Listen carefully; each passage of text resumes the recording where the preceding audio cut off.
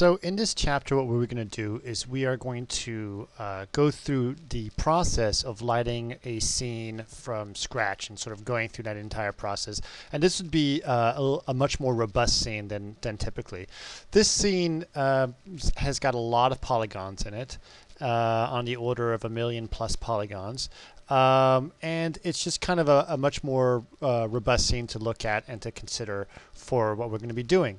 So in order to start, I'm actually going to, we will end up going through the entire process where we end up putting textures and everything on here.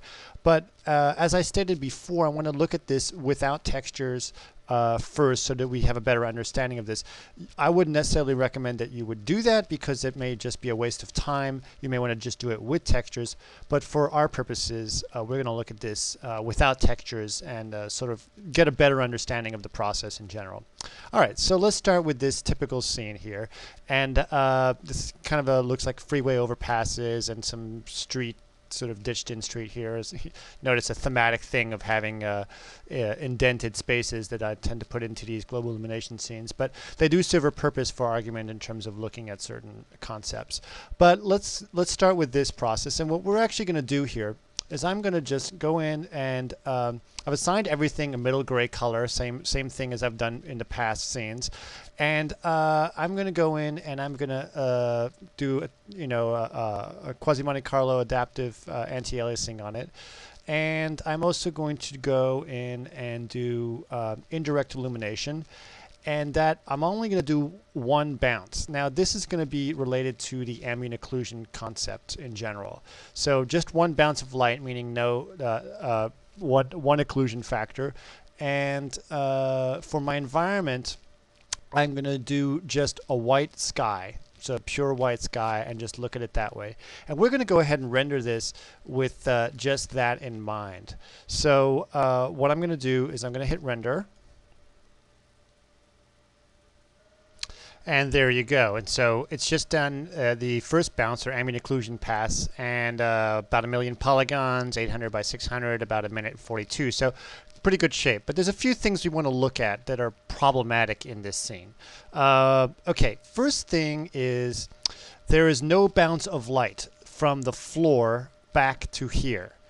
That is because we're just doing an ambient occlusion. We're not doing full global illumination. And since this is a title about global illumination and not ambient occlusion, we want to be able to get more bounces in here. So we have to solve this. There's another problem here. You're wondering, how come it's dark here but not dark here? Now, that's probably because my model doesn't have a floor back there. So it's important to keep in mind geometry that may be important, because I just sort of modeled that process. Let's sort of go into a perspective view here and go into wireframe to try to speed things up. And we can look at our model, and we'll notice that basically I have my embankment, but I don't have anything kind of going on beyond that. So just to be able to occlude that process, that what's going on back there, I have created this extended floor, which is basically just a ground that continues to continues in the background to help occlude the rest of the geometry that's going on. So I just created a giant geometry piece out there, and we'll sort of to block the light that's coming from the floor there. So okay, so we've done that. So now we know we won't get the incorrect skylight illuminating the underside of the freeways. And what we're going to do is we are going to now go ahead and do 3 bounces of light. So go back to my indirect illumination, global illumination. I'm going to go ahead and just do a typical quasi-Monte Carlo, and it's got 3 bounces of light and etc. My subdivisions of 8, typical of what we've seen before. And we'll look here and we'll see that we are on the medium setting, which is -1, -3, -1, and we're just doing 20 subdivisions and sampling them together by 20. So we've done that process. We're going to go ahead and render this again, now that we have the ground and the 3 bounces, and sort of see what our results will be like.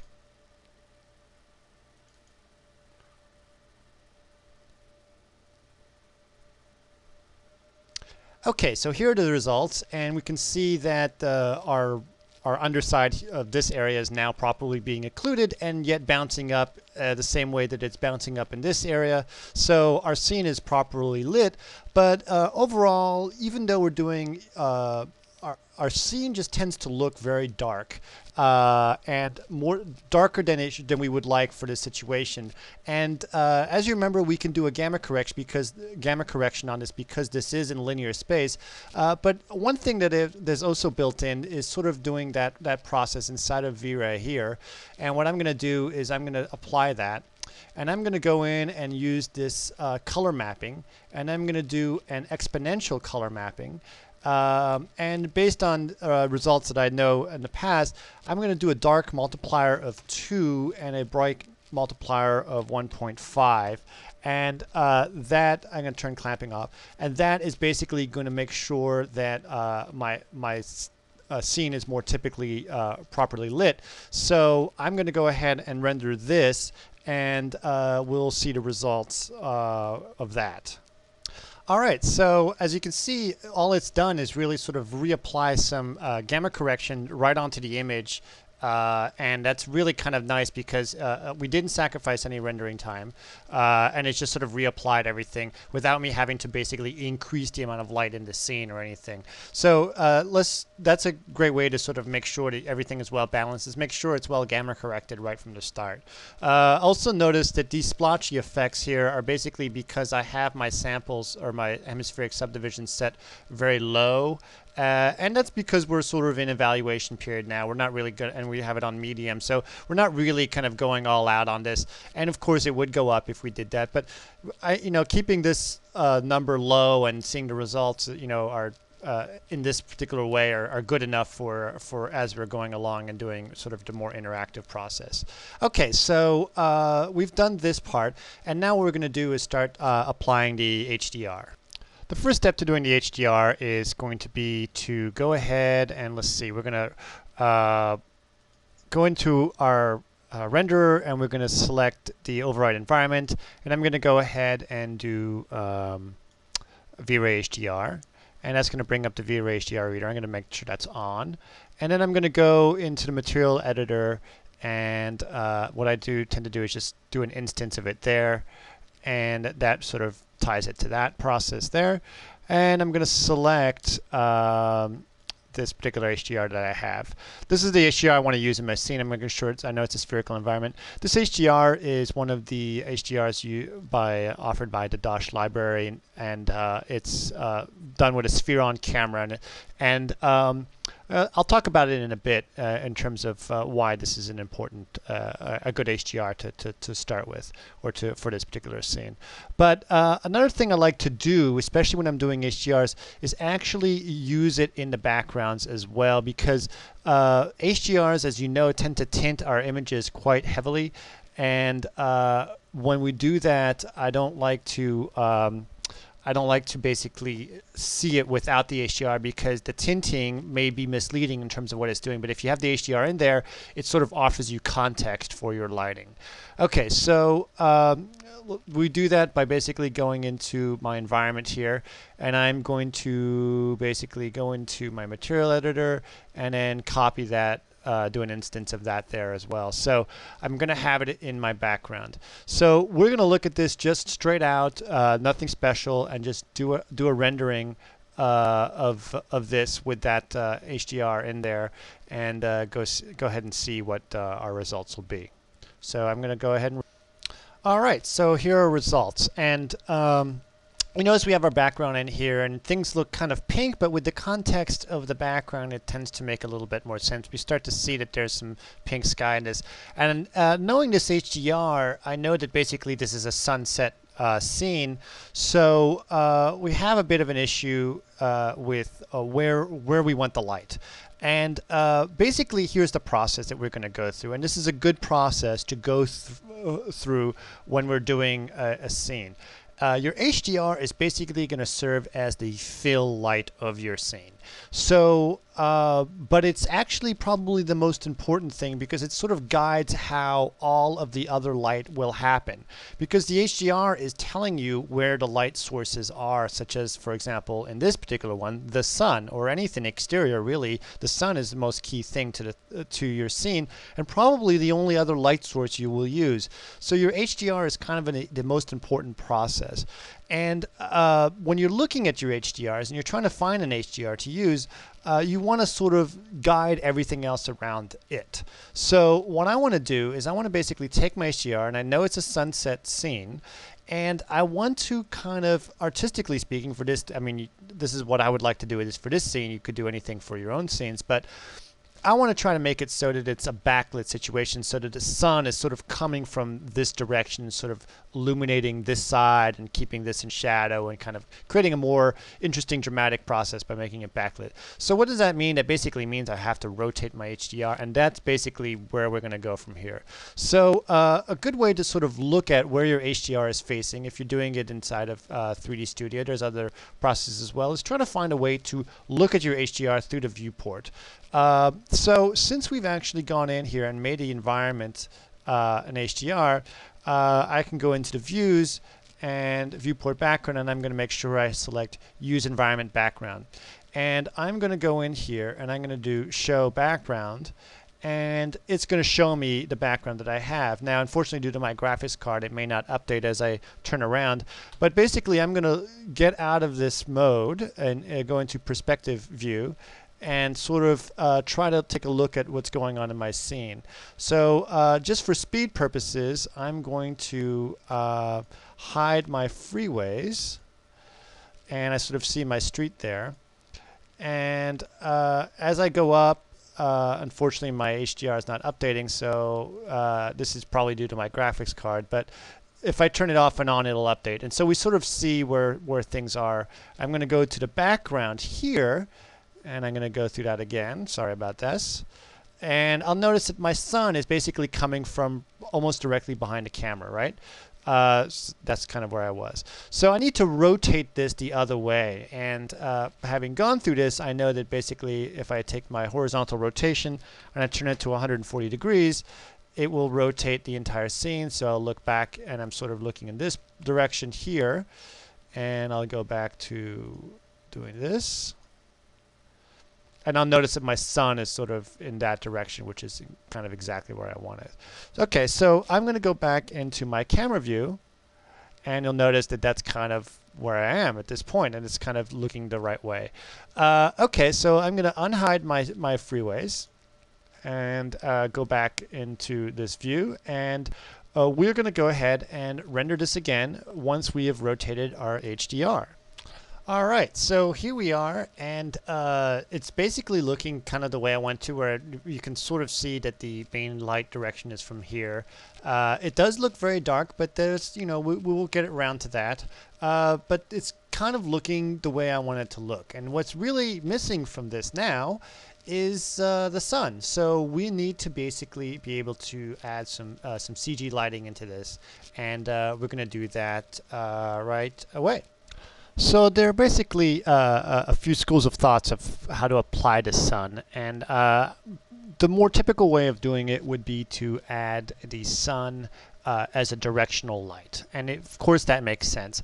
But what I'm actually going to do is I'm going to make the sun in a V-ray light, which is an area light, and that there's several reasons why I'm going to want to do that, and I'm going to talk about that in a second. But the area light is going to provide me with just a little more atmospheric control, and it's some just as sort of a better looking light in general. Even though technically it doesn't make any sense, you're going to want to do a directional light, and if you want to do area shadows, you could do that. And if you guys want to do that, that's perfectly fine. But for this particular purposes, I'm going to use a V-ray light instead. And what you want to do is you want to look at where your light sources are coming from in your HDR and place that light in that area. So again, let's go look at this scene. I'm going to hide this these freeways, and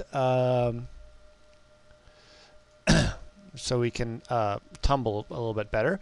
And what I've done is I've actually sort of placed my V-Ray light sort of up there in that corner. And if we look at this, when we tumble, it's sort of kind of in the right place. It is actually a little bit higher than it would be here. And in this HDR, it's actually very low on the horizon. Let's do that update again. It's very low on the horizon, but it's kind of I'm taking some artistic liberties when I do this and sort of applying that. And also notice that I sort of placed it some ways away. Yes, the light will not be a perfectly sharp shadows, but for the purposes of this render, it'll be perfectly fine. So I really sort of recommend you guys look at just using area lights instead. There's actually an additional advantage, which we'll get to in a second, especially when using V-Ray lights when it comes to doing area shadows. So let's go back to our scene here, to our view, and then we've got our light over there. And for first iteration here, I'm just going to go ahead and have it color slightly yellow, and I'm going to get a multiplier 2.5. I've sort of gone through some exercises and found that out. And my size right now is at 1 meter, so it's a little dot up there. In fact, if I turn off the backgrounds, you can see sort of the size of the sun. It's a little bit of a dot. And so I'm going to go ahead now and render this scene. So, and then we can see what the results are. All right, so here are our results. And basically we have our sun, and in fact, as you can see, it is slightly soft at this zone, but it's mostly a very, very sharp shadow. And it has really helped sort of bounce the light off of the ground and sort of illuminate the underside of this area and sort of create the bouncing of light off this freeway onto this area. So we're really getting the play of light to happen in the scene, and we're starting to sing. But as I said, I kind of wanted to use these area lights to create a lot more atmosphere, and I want to try to give it the idea of more haze. And really the typical way that one should be able to do this would actually to be able to go to the HDR itself and block out the sun completely. So put a disk out there or something that would block the HDR from actually emitting any light from the sun source, and then replacing that with a CG light. But I tend to find that you can actually use that, not always necessary, and you can actually use a CG light just to supplement the HDR light, and it tends to work just fine. So it's not as accurate, but definitely allowable for artistically speaking. So what I'm actually going to do now is I want this to be much sort of softer and sort of hazier light, and the way you do that is basically to increase its size. So I'm going to go in here, and I'm going to go ahead and increase its size. Now, what's going to happen, you can see is it kind of created a big dome of light there. What's going to happen when I do that is several things. One is it needs to subdivide the light in order to create more samples to get the fuzzy soft shadow effect. And as you remember here, we have same concept, subdivision of 8, so 64 samples would be sent out, which seems like, okay, that would be plenty, but it's actually not going to be enough. If I go here and I hit 16, it's probably going to be enough, I know, based on experience in this particular scene. So that seems like it would help, but you can actually, there's a way that could help you out that can overwrite all of this by taking your light source, like your sun, which isn't moving in the sky, and storing it with your irradiance map. And that's kind of a great thing to do, is to sort of take your sun and it'll actually bake in the lighting into the irradiance map, and as it's sampling to get the irradiance map calculations, it's going to find samples for the soft shadow as well, and which basically greatly accelerates your rendering. The disadvantage is that it will not sort of work with specular as well, because it's storing the light all into the diffuse channel and nothing in specular. But nonetheless, it's kind of a great way to work when you're trying to sort of create these soft shadows that are very quickly.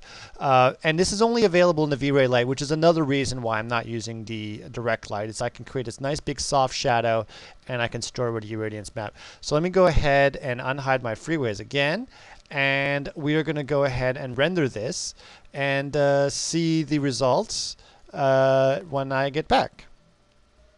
All right, so you can see that basically the lighting is sort of baked in. You can see the splotchiness. There's no grain. It's just perfectly smooth in the same way that the irradiance map is, and that's because the lighting is part of the irradiance map now.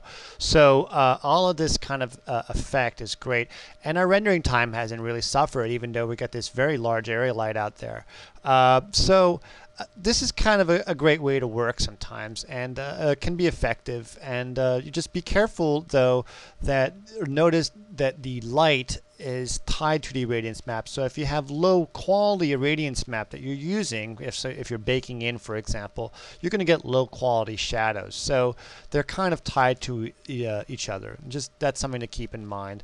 And you are going to sacrifice specular as well, because it doesn't bake in the specular. It's only the diffuse. So anyway, we're kind of in the ballpark of we want to be at this point, and we've kind of seen where what we want, and what we need to start thinking about now is we've got the diffuse right, and now we can start even thinking about specular. So specular, as we know, based on what we've studied, is reflection. So we're going to start looking at applying the concept of reflection. You know, it sounds counterintuitive to a scene that's they should be all concrete, to this particular scene, but it's an important way to sort of evaluate that whole process. So we will start with the idea of reflection. So by doing reflection, what we're going to do is we're going to take our typical shader here, which is our V-Ray shader, and I'm actually going to put a background in there so you can see it. And what I'm going to do is I'm going to apply a map to the reflection. There's actually a way to do it as a Fresnel reflection, which is what we are going to do, but we're actually going to do it with a map. So I'm going to go into the map. I'm going to select fall off. One of the great advantages of the fall off is it basically allows me to do a Fresnel fall off baked in with colors and controllers, etc. And typical 1.6 is fine for what we're going to be doing for our fall off. And I'm just going to go ahead and do this straight, and it's going to look very wrong, and you'll see why.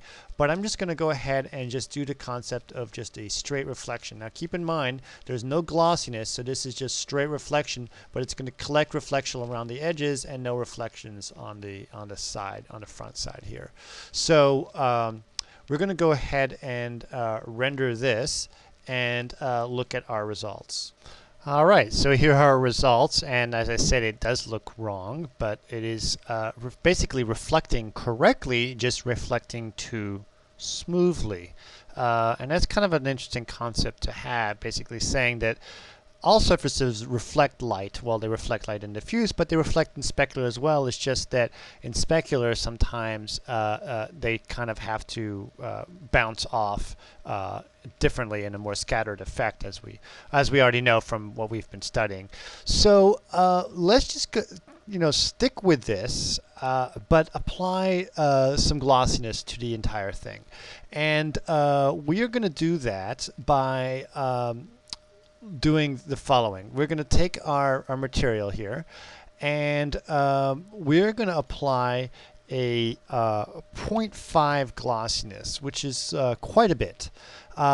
And that would, if we only have 8 subdivisions, which is 64 samples, that's going to take it's going to look very grainy and take a long time to do. So what we're going to do for these particular stills, we're just going to go ahead and say use interpolation. And what use interpolation does is the same process as the irradiance map. And what that is that it goes in here and creates a min-max rate and interpolated samples and color thresholds, etc. Same principle as the irradiance map, and it does it during the irradiance map. And it's kind of a great way to do it. It works really well for stills. I would not necessarily recommend this for animations, because you are going to get artifacts that will create noise effects through your or splotchy noise through your animations. But for stills, it works great, and it'll get you halfway there, and you'll be able to apply this later to, if you want to do animations, you can turn that off and sort of go with the brute force method. But let's just go with this for now and sort of see what the results are when we do that. So I'm going to go ahead and hit render. Okay, so there's a few things that you'll probably notice, and one is you'll say, okay, it seems like the reflection is gone, but it actually has not at all. All of this sort of effect of glow is coming from the reflection. And the floor, even though all the splotchiness is based on the fact that we have we're doing this interpolated sample system, which is fine for what we're doing, but there's actually much more reflection than you would believe in this scene. And a good way to evaluate that is I've actually I'm outputting a G buffer that has just a reflection in it, and I can check that out by actually going in here and going to the reflection, and that's basically what you're seeing in reflection. That's everything that's being reflected in the scene, and you can see that's quite a bit. And this area obviously is the hot area, and the reason that is two things. Is because of the HDR, and this area of the HDR is very hot, and so and we're at an extreme glancing angle, so that is kind of the important part of this. But this isn't exactly where we want to be, and you're worried about these splotches, but don't worry about them. We'll work our ways around it. But what I'm going to do now is I'm going to do one basic thing. I can see the reflections and I can see how they're working, but I don't want them to be as strong as they are. And I also want to be able to get the effect of a little less, a little more glossy reflection here, so a little sharper. But what we're going to do is the following. We're going to go in order to reduce the overall reflectivity of our scene. A good way to do that is to go into the fall-off map and select what is white, which would be the edging face, and take that down from a value of 255. I'm actually going to take it down quite a bit. I have, well, right there, half, so 128. And what I'm also going to do in order to get slightly more glossiness out of it is to take my reflection glossiness to 0.75. And we're going to go from here and see the results. And it's going to be better, but the main way we're going to fight it is going to be able to do a few other tricks. So first of all, let's just see what we have when we do these results right here. So let's go ahead and do that. Okay, so here are results, and well, we're kind of in the right place. I'm getting the right type of look that I'm looking for here, but it still needs to be broken up a little bit more by some artifacts, and here the street is just too shiny. So what we want to do is we want to be able to control things a little more specifically, and in terms of how things are breaking up. And the only way we'll be able to do that beyond what we've been doing is to use textures. So let's just go right ahead and start jumping into adding some textures to this scene and sort of seeing this in its near final stage. All right. Okay, so what we've got now is we've got our scene again, and I've obviously all I've done is I've taken this and then I've applied some new materials to everything, and all the new materials basically are a series of textures, and there's two main textures I want to sort of talk about. Obviously, the first one is the general texture, and I'm actually going to try to resize this window for you guys so you can see it. This is the general street texture, for example, and you can see that it's got a lot of detail. Actually, if I go in at full res, you'll be able to see that all that detail quite well by just sort of scrolling by here, and you can see all the street, etc. But what I've actually done is taken the reflection, and I've done a reflection map, which is basically, conceptually speaking, really a specular map.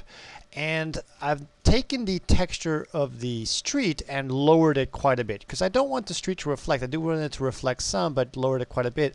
And I've created much more sort of high contrast textures on the embankment here as well. So, but this, and I've done similar things to the columns and the overpasses, etc.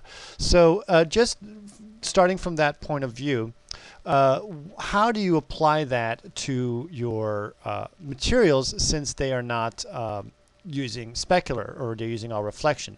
And you'll notice that basically here is my one of my typical street textures applied to what's going on.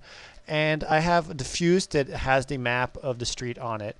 And for the reflection, I have the same fall off. And that fall off, for the black, I'm applying just black, meaning the forward faces. And for the non-forward faces, I'm applying the reflection map, which would be essentially speaking like your specular map.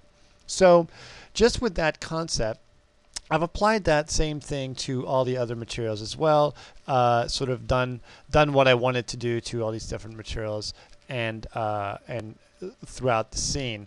And everything else is actually exactly the same. And you will notice several things.